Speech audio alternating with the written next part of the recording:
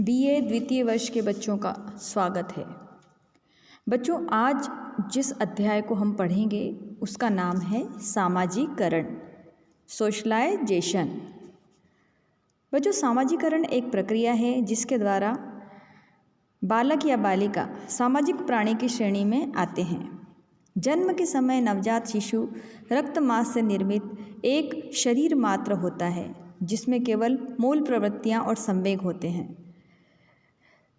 धीरे धीरे शिशु समाज के संपर्क में आता है, तब उसमें मानवोचित गुणों का विकास होता है और वह समझने लगता है कि उसे किस व्यक्ति के साथ कैसा व्यवहार करना चाहिए, व्यक्ति उससे क्या अपेक्षाएं रखते हैं और वह व्यक्तियों से क्या चाहता है। यह सब सामाजिक संपर्क के परिणाम स्वरूप ही वह सीखता है। यह सीखने की क्षमता उसमें सामाजिक संपर्क के कारण ही विकसित होती है और तब वह समाज का एक सक्रिय सदस्य बन जाता है। समाज के रीति रिवाज, नियम, मूल्य, प्रथाएं ये सब ग्रहण कर जो है वह एक सुसंस्कृत प्राणी बन जाता है और उसकी यही विकास की प्रक्रिया बच्चों सामाजिकरण कहलाती है। यदि हम दूसरे रूप में कहें तो सामाजिकरण की प्रक्रिया ही शिशु को सामाजिक प्राणी बनाती है। उसके अभाव में वह सामाजिक प्राणी नहीं बन सकता है। बहुत सारे उदाहरण भी हैं बच्चों। आपने देखा है कि अगर कोई किसी एक कमला बिमला नाम की दो लड़कियां थी, अगर आपने कहीं पढ़ा हो तो उनको जो है मादा भेड़िया उठा कर ले गई थी और उसने उनको मारने के बजाय उनका लालन पालन करा था। तो वो जब बच्चियां मिली थी तो उनमें जो है बिल्कुल उन्होंने अपनी मादा भेड़िए की तरह ही फुफकारना, बिल्कुल उसी की तरह चलना, उसी की तरह उठना बैठना, ये सब उनके जो है उनमें पाया जाता था। बड़ी मुश्किल से उन्हें फिर बाद में सामाजिक उसमें रखकर उन्हें सामाजिक प्राणी बनाया गया। कहने का तात्पर्य है कि नवजात शिशु को जब जंगली जानवर उठाकर ले गए और बाद में बालक जंगली जानवरों जैसे ही चलने फिरने लगे और खाने पीने लगे, तो इससे स्पष्ट होता है कि जन्म के समय शिशु एक जीवित प्राणी था और एक इकाई मात्र था जिसमें किसी भी प्रकार के सामाजिक गुण नहीं थे। धीरे धीरे वह सांस्कृतिक और भौतिक वातावरण के संपर्क में आता है जब बच्चा, तो उसमें सामूहिक भावना विकसित होती है और अन्य लोगों के सहयोग करना सीखता है, अन्य लोगों के साथ रहना सीखता है, उसकी सामाजिक चेतना का विकास होता है, वह समाज का एक महत्वपूर्ण सदस्य बन जाता है। तो ये तो है हमारे सामान्य कि सामाजिकरण क्या है। अब हम सामाजिकरण का समाजशास्त्रीय अर्थ और परिभाषा भी समझ लेते हैं बच्चों। सामाजिकरण का शाब्दिक अर्थ नवजात शिशु को सामाजिक प्राणी बनाने की प्रक्रिया से लिया जाता है ना। सामाजिकरण को दो अर्थों में प्रयुक्त किया जाता है बच्चों। एक तो मार्क्सवादी अर्थशास्त्रीय अर्थ में, जिसमें संपत्ति पर समाज के अधिकार के अर्थ में इसका प्रयोग किया जाता है, जैसे बैंकों, कारखानों आदि उत्पाद के साधनों पर समाज का स्वामित्व होना।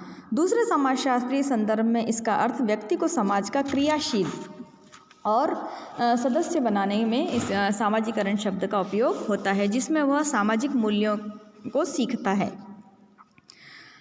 तो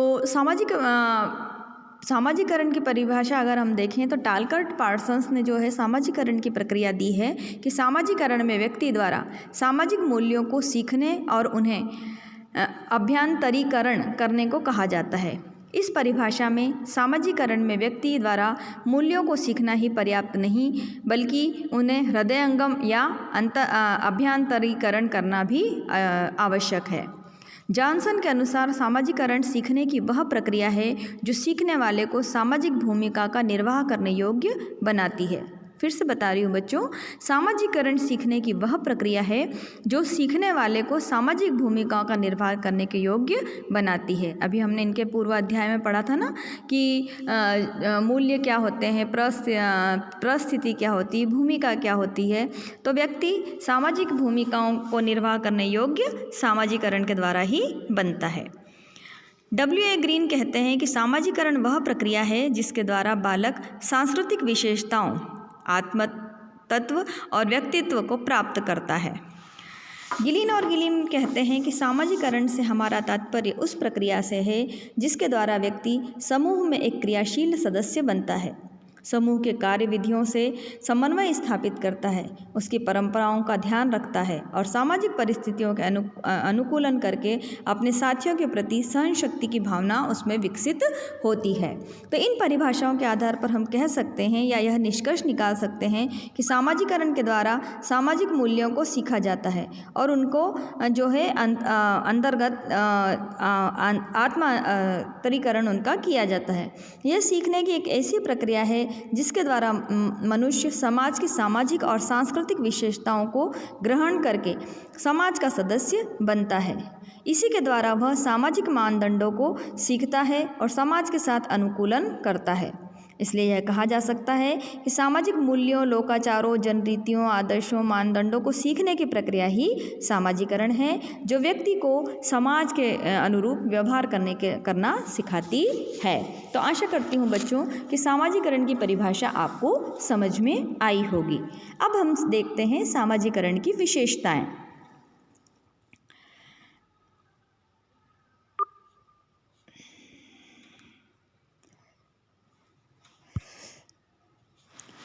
सामाजिकरण की विशेषताएं। सामाजिकरण की विशेषताओं में सबसे पहली जो विशेषता है वो है आजीवन सीखने की प्रक्रिया। क्या है? आजीवन सीखने की प्रक्रिया। तो सामाजिकरण जो है वह आजीवन सीखने की प्रक्रिया है। सामाजिकरण की प्रक्रिया आजीवन चलती रहती है बच्चों। शिशु जन्म से लेकर मृत्यु तक अनेक परिस्थितियां धारण करता है और उनके अनुरूप अपनी भूमिकाएं निभाता है। जैसे बचपन में वह पुत्र पुत्री के रूप में माता पिता भाई के साथ व्यवहार करना सीखता है।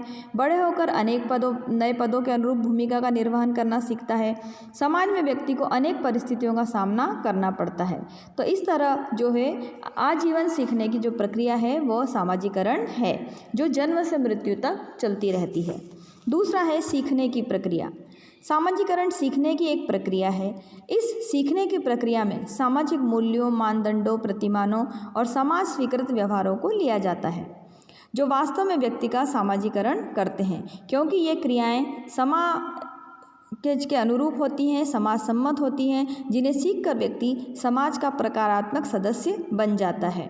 जैसे बड़ों का आदर करना, छोटों को प्यार करना, ये सब जो है समाज के अनुरूप क्रियाएं हैं, है ना। कोई व्यक्ति अगर गलत करता है तो उसे समझाना, ये सब सामाजिकरण के अंतर्गत आता है। फिर समय और स्थान का सापेक्ष। सामाजिकरण का अर्थ व्यक्ति को सामाजिक प्राणी बनाने की प्रक्रिया से लिया जाता है। चूँकि समाज में परिवर्तन होते रहते हैं, अतः उनके अनुरूप सामाजिकरण की प्रक्रिया बदलती रहती है, जो समय और स्थान सापेक्ष होती है। समय सापेक्ष अर्थ है दो भिन्न भिन्न समयों में समाजों में भिन्न भिन्न विषय वस्तु हो सकती है। जैसे प्राचीन काल में भारत के मूल्य मान्यताएं आधुनिक समय में पूर्णतः बदल चुके हैं। प्राचीन समय में रसोई में जूते चप्पल ले जाना वर्जित था। कच्चा भोजन भी रसोई के बाहर नहीं जा सकता था। वहीं जमीन पर बैठकर खाना खाया जाता था। किंतु आज के समय में इन भोजन संबंधी नियमों को न तो स्वीकारा जाता है और न ही आधुनिक पीढ़ी से इसकी अपेक्षा की जा सकती है। इसी तरह से बहुत सारे जो है वस्त्र, आभूषण आदि के विचारों में भी पर्याप्त परिवर्तन आ चुका है। फिर सामाजिकरण स्थान सापेक्ष भी है। ये तो बात हुई समय सापेक्ष, समय के साथ साथ बदलना, है ना। अब है स्थान सापेक्ष, अर्थात एक स्थान पर जिन व्यवहारों को मान्यता प्रदान की जाती है, किसी अन्य स्थान पर वही व्यवहार अमान्य ठहराए जाते हैं। जैसे उत्तर भारत में विवाह के अवसर पर वधू सिर पर पल्ला लेती है, जबकि दक्षिण भारत में और ईसाई समाज में खुले सिर से ही विवाह संस्कार का रिवाज है ना। तो यह कहा जा सकता है कि उनमें सिर ढकने को अशुभ समझा जाता है, जबकि उत्तर भारत में सिर न ढकना शुभ नहीं माना जाता है। इससे यह अर्थ निकलता है बच्चों, जो व्यवहार एक स्थान विशेष पर उचित है, मान्य हो सकता है, वही व्यवहार दूसरे स्थान पर अनुचित या अमान्य भी हो सकता है। चौथी जो विशेषता है वो है सामाजिकरण की संस्कृति के आत्मसात की प्रक्रिया।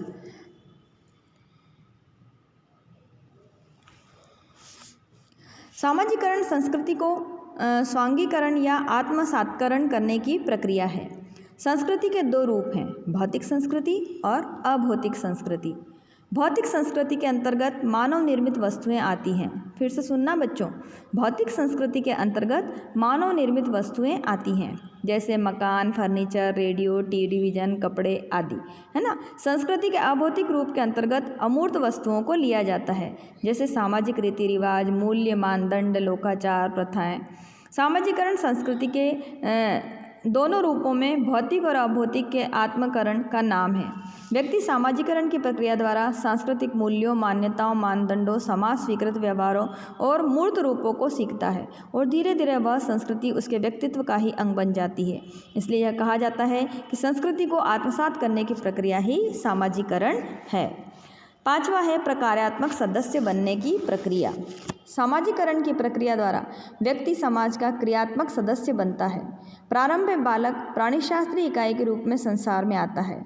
बाद में धीरे धीरे वह समाज के कार्यकलापों में भाग लेना सीखता है, पद परिस्थिति के अनुसार भूमिका निर्वहन करना सीखता है और उसका सामाजिकरण हो जाता है। वह अन्य व्यक्तियों की अपेक्षाओं के अनुरूप व्यवहार करने लगता है। यदि व्यक्ति का सामाजिकरण नहीं होगा तो वह समाज की परंपराओं, मानदंडों, मूल्यों के अनुरूप सामाजिक व्यवहार नहीं कर सकेगा। परिणाम स्वरूप उसे अवमानना सहनी पड़ सकती है। तात्पर्य यह हुआ बच्चों कि सामाजिकरण की प्रक्रिया द्वारा ही व्यक्ति समाज सम्मत व्यवहार करना सीखता है और समाज का क्रियाशील सदस्य बनता है। छठी जो विशेषता है सामाजिकरण की वह है सांस्कृतिक संचरण की प्रक्रिया। सांस्कृतिक संचरण की प्रक्रिया कोई समाज या समूह एक पीढ़ी से दूसरी पीढ़ी तक संस्कृति का संचरण सामाजिकरण की प्रक्रिया द्वारा ही करता है।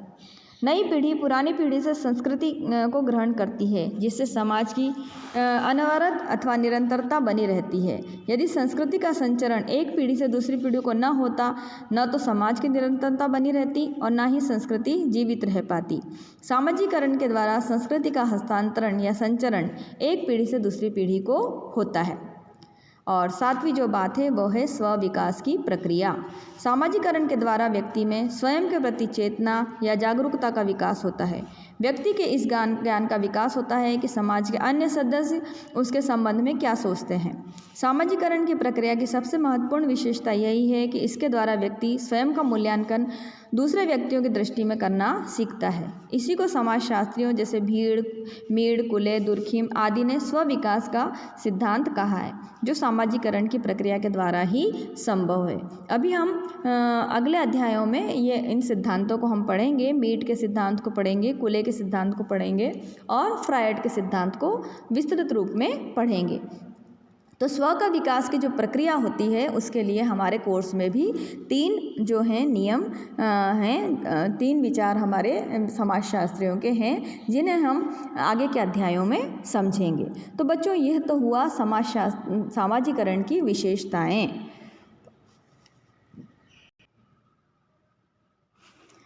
अब हम समझते हैं सामाजिकरण के उद्देश्यों को। ब्रूम और सेजनिक ने सामाजिकरण के 4 प्रमुख उद्देश्यों को बताया है। कौन कौन से हैं वे 4 प्रमुख उद्देश्य? आधारभूत नियमबद्धता का विकास, दूसरा है आकांक्षाओं की पूर्ति, तीसरा है सामाजिक दायित्वों की शिक्षा और चौथा है क्षमताओं का विकास। आधारभूत नियमबद्धता का विकास जीवन को सुचारू रूप से जीने के लिए अनुशासन और नियमबद्धता की आवश्यकता होती है। सामाजिकरण की प्रक्रिया द्वारा व्यक्ति में नियमबद्धता का विकास होता है। सामाजिकरण की प्रक्रिया परिस्थिति के अनुसार अपने लक्ष्यों में संशोधन स्थगन करना सिखाती है। इसी कारण व्यक्ति समाज के नियमों को ग्रहण करता है और अपने व्यक्तित्व का विकास करता है। तो इसलिए इस कारण से सामाजिकरण का उद्देश्य व्यक्ति के जीवन में नियमबद्धता लाना, अनुशासन की प्रेरणा देना है, जिसमें सामाजिक जीवन सुचारू रूप से चलता रहे। दूसरा है आकांक्षाओं की पूर्ति। अनुशासन के साथ साथ सामाजिकरण व्यक्ति की आकांक्षाओं की पूर्ति भी करता है। अनुशासन और आकांक्षाओं की पूर्ति परस्पर संबंधित है। अनुशासन ही आकांक्षाओं की पूर्ति में सहायक होता है। आकांक्षाएं भी एक व्यक्ति से दूसरे व्यक्ति में संचरित होती रहती हैं। तीसरा है सामाजिक दायित्वों की शिक्षा। सामाजिकरण द्वारा व्यक्ति यह सीखता है कि भिन्न भिन्न परिस्थितियों व अन्य व्यक्तियों के साथ किस प्रकार सामंजस्य स्थापित करे। साथ ही यह भी सीखता है कि अन्य व्यक्तियों के साथ अनुकूलन करने के लिए उसे किस प्रकार की भूमिका निभानी चाहिए।